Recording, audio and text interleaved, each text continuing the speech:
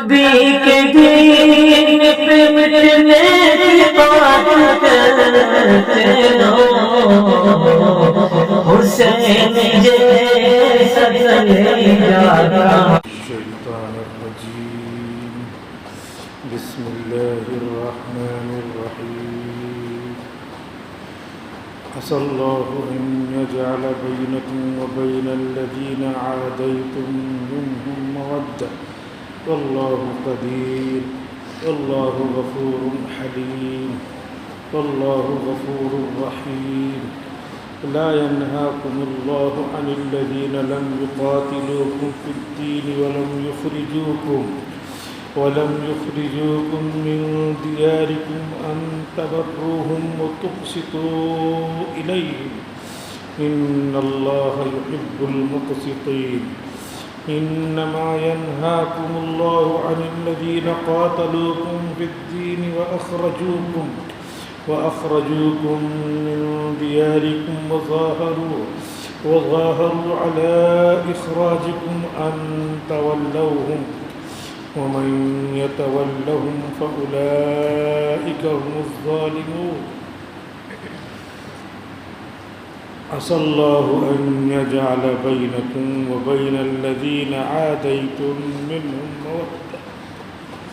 بہت امید ہے کہ اللہ رب العزت تمہارے درمیان اور ان کفار مکہ کے درمیان، ان کافروں کے درمیان جن سے تمہاری دشمنی ہے، اللہ اس میں دوستی پیدا کر دے، محبت پیدا کر دے۔ اللہ قدیر، اور اللہ تعالیٰ قدرت والے ہیں۔ اللہ غفور الرحیم، اور اللہ تعالیٰ بخشنے والے ہیں، رحم فرمانے والے ہیں۔ لا ينهاكم الله عن الذين لم يقاتلوكم في الدين ولم يخرجوكم من دياركم أن تبروهم وتقسطوا إليهم۔ اللہ تعالیٰ تمہیں ان لوگوں سے نہیں روکتا جنہوں نے تم سے کوئی لڑائی نہیں کی، قتال نہیں کیا دین کے بارے میں، اور نہ تم کو مکہ سے، تمہارے گھروں سے انہوں نے نکالا۔ یہ ان کے ساتھ تم احسان کر سکتے ہو، اور تم ان کے ساتھ انصاف کا معاملہ کرو۔ انصاف کرنے اور احسان کرنے سے اللہ تعالیٰ تم کو نہیں روکتا۔ ان اللہ یحب المقسطین، بے شک اللہ تعالیٰ انصاف کرنے والوں کو پسند فرماتے ہیں۔ انما ينهاكم الله عن الذين قاتلوكم في الدين واخرجوكم من دياركم وظاهروا على اخراجكم ان تولوهم۔ بس اللہ تعالیٰ تم کو منع کرتے ہیں ان لوگوں سے دوستی کرنے سے جنہوں نے تم سے قتال کیا، لڑائی کی دین کے سلسلے میں، اور تم کو تمہارے گھروں سے نکال باہر کیا، اور تمہارے نکالنے پر دوسروں کی مدد کی، تو اللہ تعالیٰ تم کو ان سے دوستی کرنے سے منع کرتے ہیں۔ وَمَن يَتَوَلَّهُمْ فَأُولَئِكَ هُمُ الظَّالِمُونَ، اور جو ان لوگوں سے دوستی کرے گا تو یہی لوگ ظالم ہیں۔ یا ایھا الذین آمنوا اذا جاءکم المؤمنات مہاجرات فامتحنوہن، اے ایمان والو، جب تمہارے پاس مومن عورتیں آئیں مکہ سے مدینے ہجرت کر کے، تو تم ان کو آزما لو کہ وہ کلمہ پڑھ کر ایمان لائی ہیں، صحیح میں ایمان لائی ہیں یا نہیں۔ اللہ اعلم بایمانہن، اللہ تو ان کے ایمان کو اچھی طرح جانتا ہے، لیکن تم آزما لو، تم ظاہر کے مکلف ہو۔ فَإِنْ عَلِمْتُمُوهُنَّ مُؤْمِنَاتٍ فَلَا تَرْجِعُوهُنَّ إِلَى الْكُفَّارِ، تو اگر تم ان کو جان لو کہ وہ ایمان والی ہیں تو معاہدے کے حساب سے تو ان کو کافروں کی طرف مت لوٹاؤ۔ لا ہن حل لہم ولا ہم یحلون لہن، یہ عورتیں جو ہجرت کر کے آ گئی ہیں اب کافروں کے لیے جو مکے میں موجود ہیں ان کے شوہر ان کے لیے حلال نہیں ہیں۔ وَلَا هُمْ يَحِلُّونَ لَهُنَّ، اور نہ ان کے کافر شوہر جو مکے میں ہیں ان عورتوں کے لیے حلال ہیں جو مدینے میں ہجرت کر کے آ گئی ہیں۔ وَآتُوهُمْ مَا أَنفَقُوا، اور ان کافروں کو جو مکے میں ہیں ان کے شوہر ان کو دے دو وہ مہر جو انہوں نے خرچ کیا۔ وَلَا جُنَاحَ عَلَيْكُمْ أَن تَنكِحُوهُنَّ، اور تمہارے لیے کوئی حرج نہیں ہے کہ تم ان آئی ہوئی مومن عورتوں سے نکاح کر لو، کیونکہ ان کا نکاح ان کے کافر شوہروں سے ٹوٹ چکا ہے۔ اِذَا آتَيْتُمُوهُنَّ أُجُورَهُنَّ، جبکہ تم نکاح کرتے وقت ان کو ان کا مہر دے دو۔ وَلَا تُمْسِكُوا بِعِصَمِ الْكَوَافِرِ، اور تم کافروں کے رشتے کو مت پکڑے رہو، کیونکہ وہ رشتہ تو اب ایمان کی وجہ سے ٹوٹ چکا ہے۔ وَاسْأَلُوا مَا أَنفَقْتُمْ، اور جو تم نے خرچ کیا ہے وہ ان کافروں سے مانگ لو۔ وَلْيَسْأَلُوا مَا أَنفَقُوا، اور جو انہوں نے مہر میں خرچ کیا تھا چاہیے کہ وہ مانگ لے، ان کو دے دو۔ ذَلِكُمْ حُکْمُ اللَّهِ، یہ اللہ کا فیصلہ ہے۔ يَحْكُمُ بَيْنَكُمْ، اللہ تعالیٰ تمہارے درمیان فیصلہ فرماتے ہیں۔ وَاللَّهُ عَلِيمٌ حَكِيمٌ، اور اللہ تعالیٰ علم والے ہیں، حکمت والے ہیں۔ وَإِن فَاتَكُمْ شَيْءٌ مِّنْ أَزْوَاجِكُمْ إِلَى الْكُفَّارِ فَعَاقَبْتُمْ فَآتُوا الَّذِينَ ذَهَبَتْ أَزْوَاجُهُمْ مِثْلَ مَا أَنفَقُوا، اور اگر تمہاری کوئی چیز چھوٹ جائے تمہارے ازواج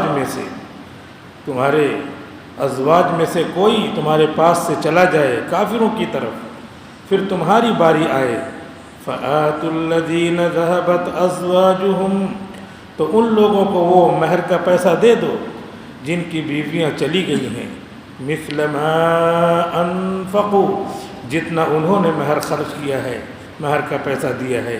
واتقوا اللہ الذی انتم بہ مؤمنون، اور اللہ سے ڈرتے رہو جس پر تم ایمان رکھتے ہو۔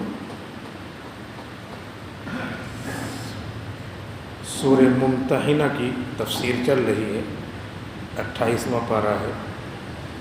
اللہ رب العزت نے شروع کی آیتوں میں یہ بتلایا ہے کہ دیکھو مکہ سے تم لوگ مدینے آ گئے، جن لوگوں نے تم کو مکہ میں ستایا تھا، تم کو ہجرت کرنے پر مجبور کیا تھا، تو دیکھو ان سے دوستی نہیں کرنا، ان سے دل مت لگانا، یہ تمہارے لیے بالکل جائز نہیں ہے۔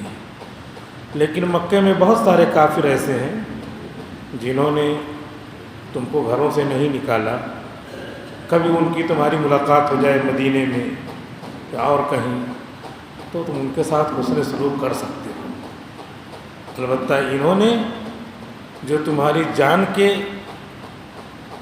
لینے کے لیے کے در پہ تھے، تمہارے خلاف تھے بالکل، ان سے کوئی دوستی مت گانٹنا، ان سے دوستی کرنا تمہارے لیے بالکل جائز نہیں ہے، تم ظالم مانے جاؤ گے۔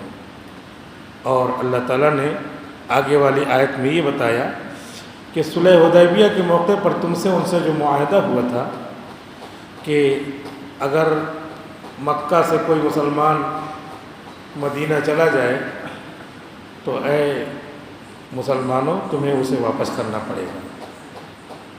صلح ہونے کے بعد یہ طے ہوا تھا، اور مدینے سے اگر کوئی مسلمان مکہ چلا آئے بھاگ کر کے تو ہم لوگ واپس نہیں کریں گے۔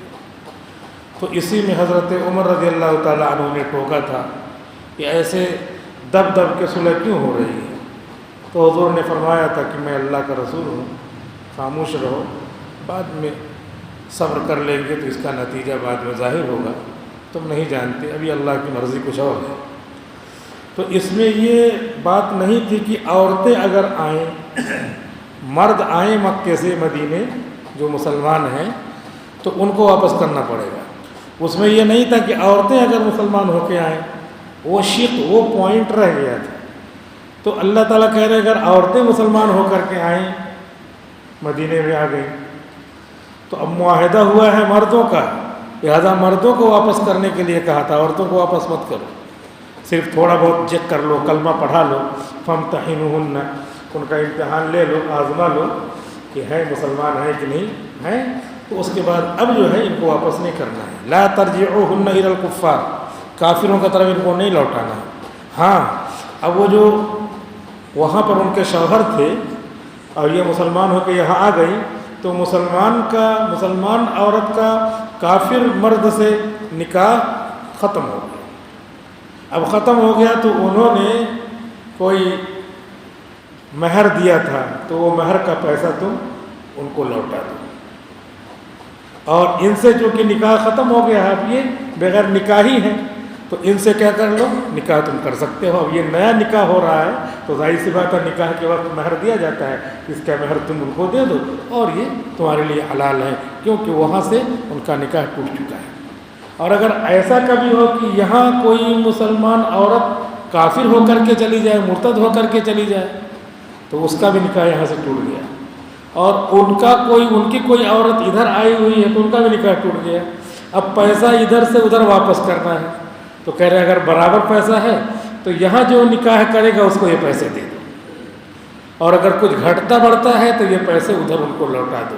بھلے سے وہ کافر ہیں، کوئی آنے جانے والا ہو تو جتنا پیسہ بڑھ رہا ہے ان کافروں کو لوٹا دو، اور جتنا تمہارا بڑھ رہا ہو اسے مانگ لو. دے تو اچھا ہے، نہیں دے تو کوئی بات نہیں، لیکن یہ ضابطہ بتا دیا کیونکہ اب یہ مسئلہ اسی وقت کے لیے تھا، اب تو ہے نہیں. تو ظاہر سی بات ہے اسی کو کہتے ہیں کہ یہ حکم کیا ہے، منسوخ ہے. منسوخ کا مطلب اب وہ حالت رہی نہیں، ہجرت اور مسلمان اور مدینہ کی طرف ہجرت کرنا وہ لوگ رہے نہیں. تو ان آیتوں کو پڑھنے سے ثواب ملے گا، یہ آیت قرآن کی رہے گی، لیکن حکم کا موقع نہیں. تو یہ آیت کیا ہے، یہ حکم منسوخ ہے، یعنی اب وہ موجود نہیں عمل کرنے کے لیے. تو ایسے بہت سارے احکام شریعت میں ہیں جو وقت کے حساب سے اللہ تعالیٰ نے بدل دیا. مثال کے طور پہ 16-17 مہینے حضور صلی اللہ علیہ وسلم نے کہا تھا کہ تم لوگ جو ہے بیت المقدس کی طرف رخ کر کے نماز پڑھو، تو نماز پڑھتے رہے. اس کے بعد پھر جب 17 مہینے ہو گئے تو اللہ تعالیٰ نے آیت اتاری فَوَلِّ وَجْهَكَ شَطْرَ الْمَسْجِدِ الْحَرَامِ، اب مسجد حرام کی طرف اپنا رخ کر کے نماز پڑھو. تو اس وقت 17 مہینے کے بعد اب یہ حکم بدل گیا. اسی کو کہتے ہیں وہ حکم منسوخ ہو گیا. اس طرح بہت سارے احکام دھیرے دھیرے منسوخ ہوئے ہیں. پہلے حلال تھے پھر حرام ہو گئے، پھر حرام جب ہوئے تو حرام مستقل ہو گئے، یا کوئی چیز پہلے حرام تھی پھر اس کے بعد حلال کیا. اس طرح بہت ساری چیزیں، کیونکہ شروع میں دین بن رہا تھا، تیار ہو رہا تھا، تو اس طریقے سے شراب دھیرے دھیرے حرام ہوتے ہوتے ایک دم مستقلاً حرام ہو گئی. تو اس طرح اللہ رب العزت نے بہت سارے احکام دیے ہیں. اب خانہ کعبہ کی طرف رخ کر کے نماز پڑھنا یہ ہمیشہ کے لیے ہو گیا ہے. ہم جہاں بھی رہیں گے، جس طرح بھی رہیں گے، ہمارا رخ فَوَلِّ وَجْهَكَ شَطْرَ الْمَسْجِدِ الْحَرَامِ، مسجد حرام کی طرف ہی رہے گا، وہیں پہ ہم رخ کر کے نماز پڑھیں گے. ہاں یہ ہے کہ اگر کوئی بھول جائے قبلہ کہ کدھر نماز پڑھنا ہے، کچھ پتہ نہیں چل رہا ہے، تو وہ تحری کرے گا. تحری کا لفظ عربی کا ہے، عربی ٹرم ہے، اصطلاح ہے. اس کا مطلب یہ ہے کہ وہ اپنے حساب سے غور کرے گا، جس طرف زیادہ ذہن جاتا ہے اس طرف رخ کر کے نماز پڑھ لے گا. اینما تولوا فثم وجہ اللہ، اب جدھر بھی تم رخ کر کے نماز پڑھو گے تو تمہاری نماز مان لی جائے گی، وہ قبلہ ہی مانا جائے گا تمہارے گمان کے حساب سے.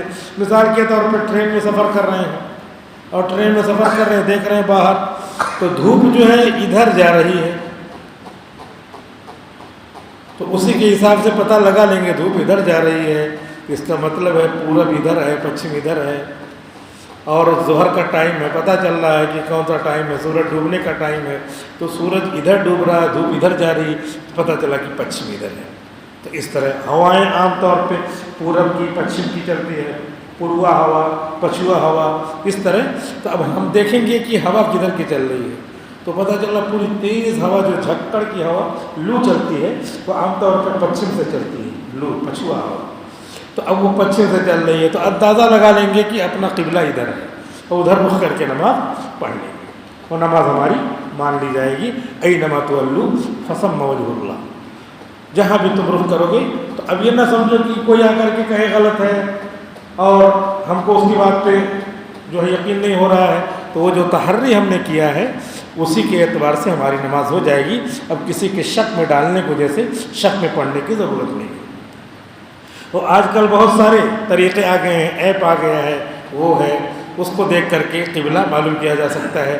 فون ہے، فون کر کے جگہ جگہ لوگوں کے تعلقات ہوتے ہیں، اور ان کو فون کر کے پتہ چلے کہ بھائی ہماری ٹرین جو ہے بھوپال چل رہی ہے، تو ہم جا رہے ہیں آسام، تو اب یہ ہماری ٹرین جو ہے کس رخ پہ چل رہی ہے، ہم بھوپال کے قریب پہنچے ہیں، تو وہ لوگ بتا لیں گے کہ آپ کی ٹرین جو ہے پورب پچھم چل رہی ہے، آپ جا رہے ہیں تو پورب کی طرف جا رہے ہیں، لہٰذا اس طرح رک کر کے نماز پڑھ لیں۔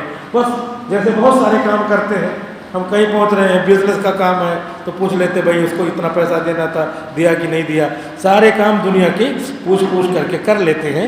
تو اس طریقے سے ہم اگر اس کو اہم سمجھتے ہیں، اگر ہم کو معلوم ہے کہ ہماری زندگی ختم ہونے والی ہے، اللہ کے یہاں جواب دینا ہے، نماز ہماری چھوٹ رہی ہے، نماز دنیا کے کام سے بھی زیادہ اہم ہے، تو ضرور پوچھیں گے۔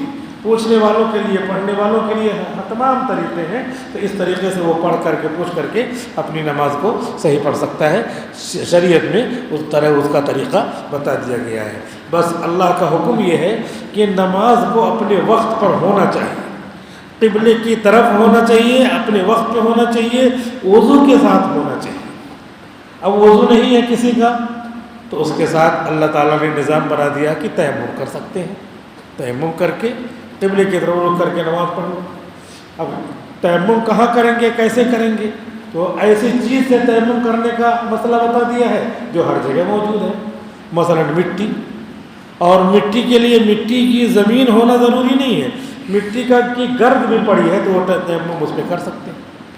اور گرد نہیں، مٹی سے جو چیزیں بنی ہیں جیسے پتھر، یہ مٹی ہی کے قسم میں سے ہے، تو پتھر کے اوپر جیسے یہ چکنا پتھر ہے، یہ مٹی ہی ہے، تو اب اس کے اوپر کچھ بھی گرد نہیں ہے، تو پتھر کے اوپر ہم ہاتھ مار کر کے تیمم کر سکتے ہیں۔ پہلے نیت کریں گے، میں پاکی کی نیت کرتا ہوں، نماز پڑھنا ہے، وضو نہیں ہے تو پاکی کی نیت کر لیا، دل میں سوچ لیا یہی نیت ہوگی، اور اس کے بعد پھر دونوں ہاتھ ایسے پتھر پہ مار دیا، اس پہ بھی کچھ گرد ہو تو جھاڑنے کا ہوگا، اور اس کے بعد جھاڑ کر کے پھر اپنے منہ پر جیسے دھوتے ہیں ایسے پورا منہ دھو لیں گے، یعنی ہاتھ ہر جگہ پہنچ جانا چاہیے، پوری طرح ہاتھ پہنچا دیں گے۔ اور اس کے بعد پھر جو ہے پھر دوبارہ مٹی یا پتھر جو بھی ہے مٹی کی جنس سے اس پر ہاتھ ایسے ماریں گے، اس کے بعد پھر جو ہے تیمم کریں گے ایسے۔ اور اس میں بھی کیا ہے، کوئی طریقہ نہیں ہے جو یعنی جیسے ہم ہاتھ دھوتے ہیں تو ہر جگہ ہاتھ پہنچ جانا چاہیے، اور اس کے بعد اس سے ہر جگہ ہاتھ اپنا پہنچ جانا چاہیے، اپنے کو یقین ہو جائے، کیسے بھی پہنچانا چاہیے۔ ہمارے استاد حضرت مفتی سعید احمد صاحب پارنپوری رحمۃ اللہ علیہ نے پڑھاتے ہوئے باقاعدہ کر کے بتایا تھا کہ اس طریقے سے، اس کا کوئی طریقہ نہیں کہ ایسے کریں پھر ایسے کریں، وہ بنایا ہوا ہے، بنایا اسی لیے ہے کہ تاکہ ہاتھ پہنچ جائے، لیکن اس کے باوجود آدمی سمجھتا کہ ہو گیا، لیکن کتنی جگہ ہاتھ نہیں پہنچے گا، اسی لیے انہوں نے فرمایا، باقاعدہ کر کے بتایا کہ آپ اپنے طور پہ ہاتھ پہنچانا ضروری ہے، کہ کوئی جگہ سوکھی نہ رہے پانی والی، اور یہاں پہ کوئی جگہ ایسی نہ رہے جہاں ہاتھ نہ پہنچا ہے، ہر جگہ پہنچ جائے، یہ تیمم ہو گیا۔ تو مٹی سے اور مٹی کے جنس سے جو چیزیں ہوں اس پہ تیمم کیا جا سکتا ہے۔ اس کو فقہاء کرام نے یہ بتلایا ہے کہ ہر وہ چیز جو جلانے سے نہ جلے اور جو پگھلانے سے نہ پگھلے اس پہ تیمم کر سکتے ہیں۔ لکڑی ہے، جلانے سے جل جائے گی، اس پہ نہیں کر سکتے تیمم، لیکن لکڑی پہ گرد و غبار ہے، وہ مٹی ہے، اس کو کر سکتے ہیں۔ ایسا ہاتھ مارا وہ مٹی آ گئی، اس کو جھاڑنے کا حکم ہے۔ اللہ تعالیٰ نے اس مٹی کو ہمارے لیے پانی کی طرح پاکی کا ذریعہ بنایا، اللہ ہی تعالیٰ نے پاکی کا ذریعہ بنایا، اور پاکی وہ نہیں ہے کہ اوپر جو ہے کچھ لگا ہو جھاڑ دیا، پاکی اندر کی ہوتی ہے۔ لیطہرکم، اللہ تعالیٰ اندر سے پاک کرنا چاہتے، ورنہ ہمارے اوپر کچھ بھی نہیں لگا، لیکن ری خارج ہوئی ہے، استنجا ہم نے کیا ہے تو اللہ تعالیٰ کہہ رہے ہیں کہ تم ناپاک ہو، کیا ہے کچھ تو اندر لگا نہیں، لیکن ناپاک ہو، اللہ تعالیٰ کہہ رہے ہیں، وہی پاک بنانے کے لیے کہہ رہے ہیں مٹی پہ ہاتھ مار دو تو تم پاک ہو جاؤ۔ تو مٹی پہ ہاتھ مارا اور اس کے بعد ہاتھ پھیر لیا، منہ پہ پھیر لیا تو ہو گیا۔ تو ہر وہ چیز جو جلانے سے نہ جلے اور پگھلانے سے نہ پگھلے اس چیز پر تیمم کیا جا سکتا ہے۔ تو یہ کہیں بھی ٹرین میں رہیں، بس میں رہیں، ہوائی جہاز میں رہیں، ان تمام جگہوں پر ہم تیمم کر سکتے ہیں۔ اور جو ہے تیمم کس لیے کیا جاتا ہے؟ جب پانی نہ ملے، نماز پڑھنا ہے تو تیمم کرنا ہے، لیکن بعض مرتبہ پانی مل رہا ہے لیکن جو چیز کرنا ہے وہ نہیں مل رہی ہے۔ مثلا جنازہ، آدمی ایک ہی مرتبہ مرتا ہے، اب بہت دور سے آیا ہوا ہے اور اس کے بعد جنازہ چھوٹ رہا ہے، تو اب جنازہ پھر دوبارہ نہیں ملے گا، تو اب اس کے لیے شریعت نے اجازت دیا ہے کہ جھٹ سے تیمم کر کے جنازے میں شریک ہو جائے، کیونکہ جنازہ دوبارہ نہیں ملنے والا ہے۔ تو جنازے کے لیے شریعت نے اجازت دیا ہے تیمم کرنے کی۔ اب ادھر شریعت نے ہمارا اتنا خیال کیا ہے کہ تم جنازہ پا جاؤ اور تیمم کر کے نماز پڑھو۔ یہاں وضو بھی کر سکتے ہیں تب بھی لوگ کھڑے رہتے ہیں، دیکھا ہوگا آپ نے جنازے کی نماز کے لیے کتنے لوگ ہیں صرف کھڑے رہتے ہیں اور دیکھتے رہتے ہیں، جنازے کی نماز نہیں پڑھتے، نہیں امپورٹنس جانتے جنازے کی نماز کی، مرنے کی، جبکہ معلوم ہے کہ مرنا ہے، مرنے سے پہلے تیاری کرنا ہے اور دعائیں کرنا ہے کہ اللہ تعالیٰ ہماری مغفرت فرما دے۔ تمام طرح کی بیماریوں کے لیے دعا آئی ہوئی ہے، ان دعاؤں کو کرنا چاہیے، لیکن نہیں کریں گے، کھڑے رہیں گے۔ آدمی کو اگر بلڈ پریشر ہے، بیماری ہے، شوگر ہے، تو اس کے لیے دعا ہے اللہم انی اعوذ بک من الہم والحزن۔ اگر یہ دعا آدمی پڑھتا رہے تو اس کا بلڈ پریشر ختم ہو جائے گا، اور اگر نہیں ہے تو نہیں آئے گا، یعنی اللہ تعالیٰ روک دیں گے اس دعا کی فضیلت سے، برکت سے۔ تو ہر نماز کے بعد 3 بار اس کو پڑھنے کا معمول بنا لینا چاہیے۔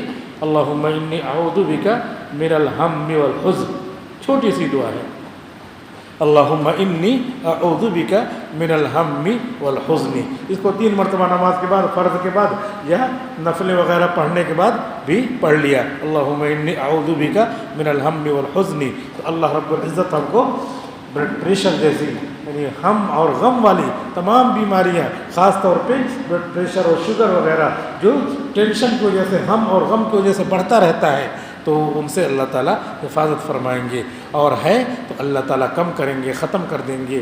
تو دعائیں ہیں، جنازے کے لیے دعا کرنا ہے، دعا کر لینا چاہیے، نہیں دعا کرتے ہیں، یہ نہیں سمجھ رہے ہیں کہ ہم کو نہیں مرنا ہے، ہم کو بھی مرنا ہے، لوگ ہمارے لیے دعا کریں گے، لیکن کوتاہی ہے، دنیا میں لگے ہوئے ہیں، مست ہے، دنیا کی غفلت کی زندگی میں پڑے ہوئے ہیں۔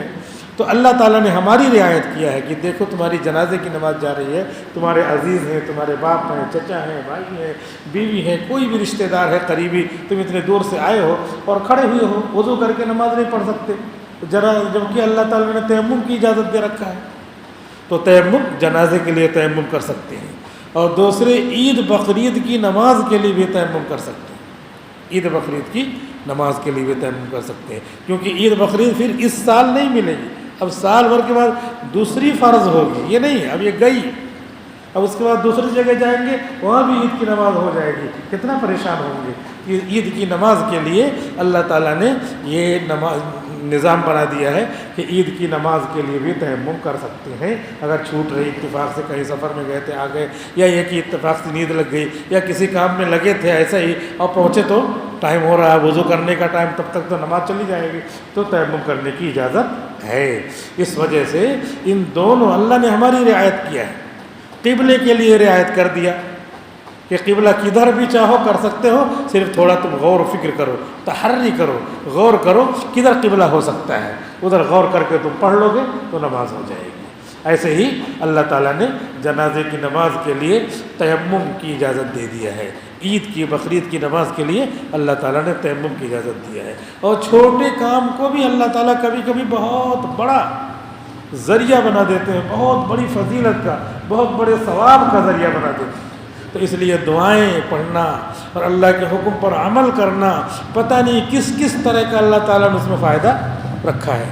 دیکھیے اللہ تعالیٰ نے چھوٹی چیز کو ذریعہ بنا دیا، وہ کیا تھا؟ لباس تھا، لباس ہم لوگوں کا کیسا رہتا ہے آج کل، جو ہے لباس اس طریقے کا رہتا ہے کہ وہ نماز ہی فاسد ہو جاتی ہے۔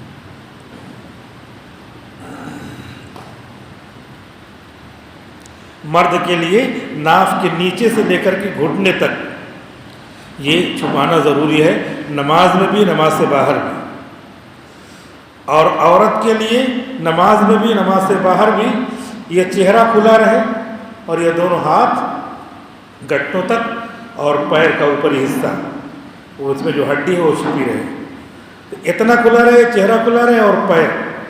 بقیہ پورا بدن کیا ہے؟ نماز میں اور نماز کے باہر دونوں پردہ ضروری ہے, اس کو کھلا نہیں رہنا چاہیے. اب نماز میں اگر جو ہے ایک عضو, یہ ہمارا ایک عضو ہے, ایک عضو کا چوتھائی اگر کھل گیا, اس کے 4 حصے کریں, 3 انگلی رکھ کے 1 2 3 4 حصے میں. ان 4 حصوں میں چوتھائی حصہ اگر نماز میں عورت کا کھلا ہوا ہے اور کتنی دیر؟ 3 مرتبہ سبحان اللہ سبحان اللہ سبحان اللہ پڑھنے کے وقت, 3 مرتبہ سبحان اللہ پڑھنے کے وقت یہ حصہ کھل گیا تو نماز نہیں ہوگی. عورتیں نماز پڑھتی ہیں, ان عورتوں کو بھی گھر میں بتا دیں, یہ تو ایک عضو ہوا. اور ایسے جو ہے بال پورا کیا ہے؟ اس کا چوتھائی حصہ بال کا الگ رہے گا. کان کا چوتھائی حصہ, کان کا چوتھائی حصہ تو تھوڑا ہی رہے گا. تو تھوڑا اگر کان کھل گیا, سبحان اللہ سبحان اللہ سبحان اللہ 3 مرتبہ سبحان اللہ کہنے کے وقت تو نماز ٹوٹ جائے گی. نماز میں نماز پڑھ رہے ہیں اور کان کھل گیا تو نماز ٹوٹ جائے گی. یہ نظام اللہ تعالیٰ نے بنا رکھا ہے. تو اب یہ کیا ہے؟ چھپانا ہے. اور نماز پڑھنے آتے ہیں مرد لوگ تو ان کو یہاں سے یہاں تک اگر کھل گیا, یہ کھل گیا تو نماز تو مکروہ ہوگی لیکن نماز ہو جائے گی. بعض لوگ ٹی شرٹ میں آتے ہیں تو ان کی جو ہے نماز مکروہ ہوتی ہے, اور یہ جو ہے اس کو ڈھک لینا چاہیے, لیکن نماز ہو جاتی ہے. مکروہ کا مطلب ہے ثواب کم ہوگا. تو جب نماز پڑھنے آئے تو کیوں ثواب کم لے کے جائیں؟ ثواب زیادہ لے کر کے جانا چاہیے, لیکن نماز ہو جاتی ہے. البتہ ناف سے لے کر کے گھٹنے تک اس میں اگر کہیں کھلا رہا تو جہاں کھلا رہے گا اس کا چوتھائی دیکھیں. مثلا یہ کہ یہ ران ہے تو یہاں تک کا حصہ ہے, تو اگر اس کے 4 حصے میں سے ایک حصہ کھلا رہا اور 3 مرتبہ سبحان اللہ کہنے کے وقت اتنی دیر تک کھلا تو نماز نہیں ہوگی. اب ادھر کا پیچھے کا کولہا کا حصہ ہے ادھر کا, تو ادھر کا جو حصہ ہے وہاں پہ چوتھائی ناپیں گے. چوتھائی اگر سبحان اللہ سبحان اللہ سبحان اللہ کہنے کے وقت کھلا رہا تو نماز نہیں ہوگی. تو ہمارے نوجوان, ہمارے مسلمان, ہمارے بھائی, ہمارے چچا, ہمارے چھوٹے, ہمارے بڑے, وہ پینٹ پہن کر کے آتے ہیں تو پیچھے پورا کھل جاتا ہے. اب وہ کھل جاتا ہے تو وہ سطر ہے, وہ یہ کھل گیا تو نماز تو خیر ہو جائے گی, لیکن وہ سطر ہے اور پورا رکن کھلا رہتا ہے, پورا جو ہے سجدہ کرنے کی حالت میں پورا کھلا رہتا ہے. جب پورا کھلا رہتا ہے تو نماز نہیں ہوگی. اب وہ نماز کر بھی نہیں ہے تو کام بھی نہیں ہو رہا ہے.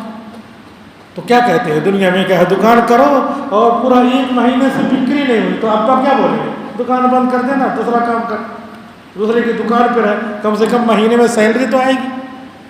تو کوئی کام کریں ہو ہی نہ تو کیا فائدہ اس سے کہ نماز پڑھ رہے, نماز ہو ہی نہیں رہی ہے, لیکن پڑھے جا رہے ہیں, مان نہیں رہے ہیں. سب کام کرنے کے لیے, کاروبار کرنے کے لیے الگ سے لباس رکھیں گے. پینٹر کیا ہے, الگ سے لباس رکھتا ہے, اس کے بعد پینٹنگ کرتا ہے. کیوں؟ اس لیے کہ دنیا میں اس کو رہنا ہے, کمانا ہے, بچوں کو کھلانا ہے. اور جو ہے دوسرے گوشت والے وہ کیا کرتے ہیں, اپنا الگ سے لباس رکھتے ہیں. جب ذبح کرنا ہے, کاروبار کرنا ہے تو وہی لباس پہنیں گے, چاہے جتنے خراب دکھیں. اسی میں ان کو اس کا حسن معلوم ہوتا ہے, اچھا معلوم ہوتا ہے, کیونکہ اپنا کام کر رہے ہیں, کوئی گناہ تھوڑی کر رہے ہیں, حلال کمائی کر رہے ہیں. لیکن یہ دنیا میں کرنے کے لیے کر رہے ہیں تو دوسرا دنیا میں کرنے کے لیے دوسرا لباس رکھا جا سکتا ہے. آخرت میں کام آنے والے کے لیے دوسرا لباس نہیں رکھ سکتے, اس میں بہت جان نکلتی ہے, پریشانی ہوتی ہے. ارے کیسے ہر وقت نماز کے لیے لباس بدلیں گے, ہر وقت بدلیں گے؟ تو ٹھیک ہے, مرنا نہیں, یہی رہنا, مرنا نہیں ہے. جب آپ کو یہ عذر ہے, جب پتہ چل جائے گا کہ ہاں مرنا ہے اور نماز وہاں کام آئے گی تو 1000 مرتبہ لباس بدلنا ہو, دن بھر میں 50 نمازیں ہوتی, 50 مرتبہ لباس بدلنا ہوتا تو بدلنا پڑتا. یہ تو اللہ کی طرف سے ڈھیل ہوئی, آسانی ہوئی کہ دن بھر میں 5 مرتبہ نماز ہوئی جس میں 50 کا ثواب ملے گا. تو لباس تھوڑا نہیں بدل سکتے, اور جو ہے جس میں نماز نہیں ہو رہی ہے اس کو بدل کر کے دوسرے لباس میں نہیں آ سکتے. تو اب پھر اللہ تعالیٰ کی طرف سے جو ڈھیل ہے, جو مہربانی ہے, جو نرمی ہے, اس نرمی کو آپ نہیں اختیار کریں گے تو اللہ تعالیٰ کا ضابطہ چلے گا. ہوائیں چل رہی ہیں، سورج نکل رہا ہے، رات ہو رہی ہے، دن ہو رہے ہیں، ایسے چل رہے ہیں، ہو رہی ہے عمر مثل برف کم، رفتہ رفتہ چپکے چپکے دم بدم، یہ زندگی ایسے پوری ہو رہی ہے۔ اللہ تعالیٰ کے یہاں جانا ہے، 15 سال کے بعد سے لے کر کے 50 سال تک کی جتنی نماز ہے اس کا حساب دینا ہے۔ اللہ تعالیٰ کے یہاں جا کر کے 15 سال سے لے کر 50 سال تک جتنے روزے ہیں اس روزے کا حساب دینا ہے، اللہ تعالیٰ کے یہاں دینا ہے۔ اللہ نے تمام آپشنس رکھے ہوئے ہیں، تمام جو ہے اختیارات رکھے ہوئے ہیں، اور تمام ذرائع، تمام چھوٹ کو اللہ تعالیٰ نے بیان کر دیا ہے، احکام بیان کر دیے ہیں۔ لہٰذا ہم اس احکام پر عمل کر کے دیکھیں کہ چھوٹے چھوٹے حکم پر اللہ تعالیٰ کیسے کیسے اثرات مرتب کرتے ہیں۔ جیسے کہتے ہیں ظاہر کا اثر باطن پہ ہوتا ہے۔ ٹوپی اگر لگا لیں، بھگا لیں، گرمی کا موسم ہے اور روزہ ہے تو فوراً اچھا لگنے لگتا ہے، پتہ چلا اوپر کا اثر نیچے ہوتا ہے، ظاہر کا اثر باطن پہ ہوتا ہے۔ تو میں لباس کے اوپر یہ کہنا چاہ رہا تھا کہ موسیٰ علیہ السلام کا مقابلہ جادوگروں سے ہوا تھا۔ موسیٰ علیہ السلام تھے، انہوں نے لاٹھی لی اور ادھر وہ جادوگر آئے تھے، فرعون وقت مقابلہ کرا رہا تھا کہ تم اس کو ہراؤ، یہ بہت بڑا جادوگر ہے۔ موسیٰ علیہ السلام نے اپنی لاٹھی پٹکی اور ان کے سارے جادو کو، سارے سانپوں کو موسیٰ علیہ السلام کی لاٹھی نے کھا لیا، اور اس کے بعد پھر ہے سارے جادوگر مسلمان ہو گئے۔ سارے جادوگر مسلمان ہو گئے، لیکن جتنا مجمع تھا اس میں کوئی مسلمان نہیں ہوا۔ تو مفسرین نے لکھا ہے کہ آخر وجہ کیوں، جادوگر ہی صرف کیوں مسلمان ہوئے اور لوگ کیوں نہیں مسلمان ہوئے؟ تو مفسرین نے لکھا ہے کہ جتنے جادوگر تھے سب موسیٰ علیہ السلام کا لباس پہن کے آئے تھے۔ موسیٰ علیہ السلام کا لباس پہن کے آئے تھے۔ موسیٰ علیہ السلام نے جب اپنا معجزہ دکھایا تو لباس کا یہ اثر ہوا تو سب کے سب چینج ہو گئے۔ تو لباس کا اثر ہوتا ہے، اتنا بڑا اثر ہوا کہ کفر سے ایمان کی طرف آ گئی۔ اس وجہ سے اپنے لباس کو، جو اسلامی لباس ہے، جو شرعی لباس ہے، اس لباس کو اپنانا چاہیے۔ نہیں مستقل نہیں اپنا سکتے تو کم سے کم نمازوں میں، کم سے کم جو ہے جمعہ کم سے کم شادی بیاہ میں ویسے آ جائے اسی طرح کا پہن کر کے، اور جو ہے ہماری پینٹ پھٹی رہے گی، اس میں 21 جگہوں پہ پھٹی رہے گی، اس کو جوڑیں اگر تو ایک عضو کے برابر کھلا ہوا پھٹا ہوا رہے گا اور نماز نہیں ہوگی۔ تو اس وجہ سے ہم کو چاہیے کہ اللہ کے چھوٹے حکم، بڑے حکم، آسان حکم، مشکل حکم، سب پر عمل کرنے کے لیے تیار رہے۔ اللہ رب العزت عمل کرنے کی توفیق عطا فرمائے، آمین۔ وآخر دعوانا الحمد للہ رب العالمین۔